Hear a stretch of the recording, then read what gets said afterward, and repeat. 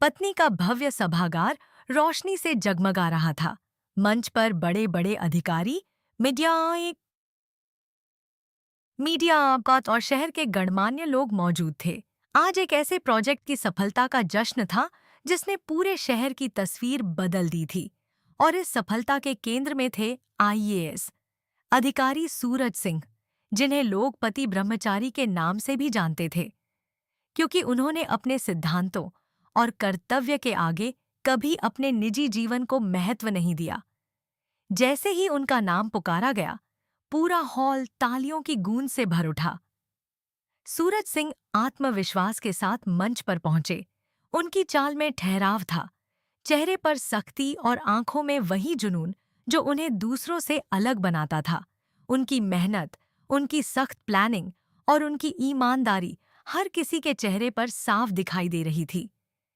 भीड़ के बीच बैठी रिमझिम, उनकी पत्नी, चुपचाप यह सब देख रही थी।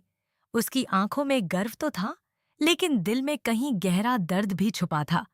उसने धीरे से खुद से कहा, तुम्हारी मेहनत और प्रॉपर प्लानिंग इस प्रोजेक्ट में साफ साफ नजर आ रही है। Thank you sir, well done मेरे आईएएस पति ब्रह्मचारी। उसकी आवाज धीमी थी, लेकिन उसके शब्दों में एक अजीब सी टीस थी, जैसे हर तारीफ के पीछे कोई अधूरापन छिपा हो। फ्लैशबैक शुरू होता है। रिमझिम और सूरज की शादी किसी प्रेम कहानी की तरह नहीं, बल्कि एक समझौते की तरह हुई थी। सूरज ने पहले ही दिन साफ कह दिया था कि उनका पहला और आखिरी प्यार उनका काम है। शादी सिर्फ एक जिम्मेदारी है जिसे वह निभाएंगे, लेकिन दिल से नहीं। उस एक वाक्य ने रिमझिम के सारे सपनों को जैसे वहीं रोक दिया था, लेकिन उसने हार नहीं मानी। उसने सोचा था कि समय के साथ सब बदल जाएगा, भावनाएं अपने आप जगह बना लेंगी। रिमझिम ने हर तरीके से कोशिश की।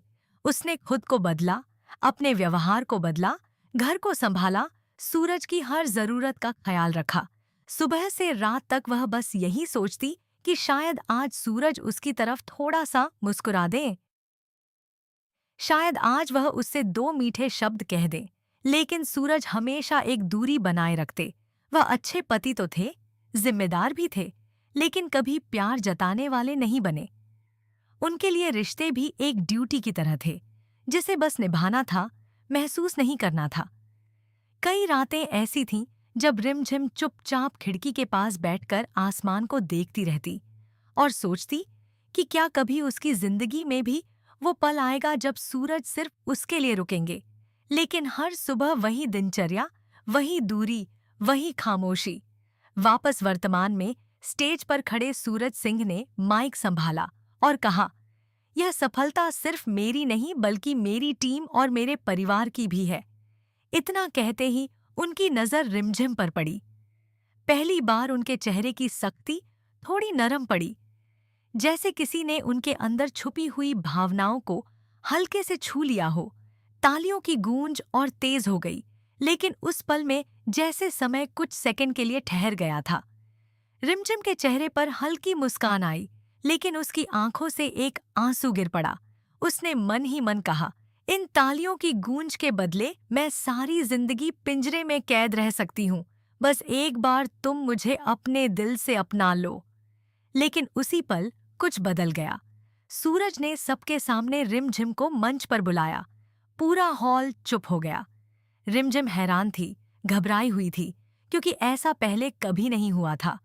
वह धीरे धीरे कदम बढ़ाती हुई मंच की ओर चली। हर कदम के साथ उसका दिल तेज धड़क रहा था। सूरज ने माइक पर कहा, आज मैं एक बात स्वीकार करना चाहता हूँ। मैंने हमेशा अपने काम को सबसे ऊपर रखा, लेकिन इस दौरान मैंने उस इंसान को नजरअंदाज किया जो हर कदम पर मेरे साथ खड़ी रही। रिमझिम। उनकी आवाज में पहली बार भावनाएं साफ झलक रही थीं। पूरा हॉल सन्नाटे में डूब गया। उन्होंने आगे कहा, मैंने उसे कभी वह सम्मान और प्यार नहीं दिया जिसकी वह हकदार थी। मैंने उसे सिर्फ एक जिम्मेदारी समझा, लेकिन आज मुझे एहसास हो रहा है कि वही मेरी सबसे बड़ी ताकत है। अगर वह मेरे साथ नहीं होती, तो शायद मैं आज यहाँ खड़ा भी नहीं होता। रिमझिम की आंखों से लगातार आंसू बह रहे थे, लेकिन इस बार उन आंसुओं में दर्द नहीं, बल्कि सुकून था।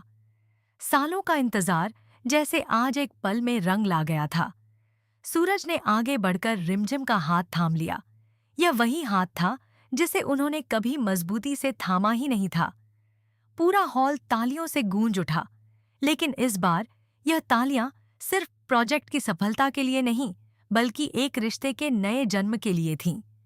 उस दिन के बाद सूरज सिर्फ एक सख्त आईएएस अधिकारी नहीं रहे, बल्कि एक ऐसे पति भी बने जो अपने रिश्ते को समझने और निभाने लगे। उन्होंने सीखा कि जिंदगी सिर्फ काम से नहीं चलती, उसमें भावनाओं की भी उतनी ही जरूरत होती है। रिमझिम को एहसास हुआ कि कभी-कभी जिंदगी के सबसे खूबसूरत बदलाव सबसे मुश्किल सफर के बाद ही आते हैं, और जब आते हैं तो हर दर्द, हर इंतजार को एक नई पहचान दे जाते हैं।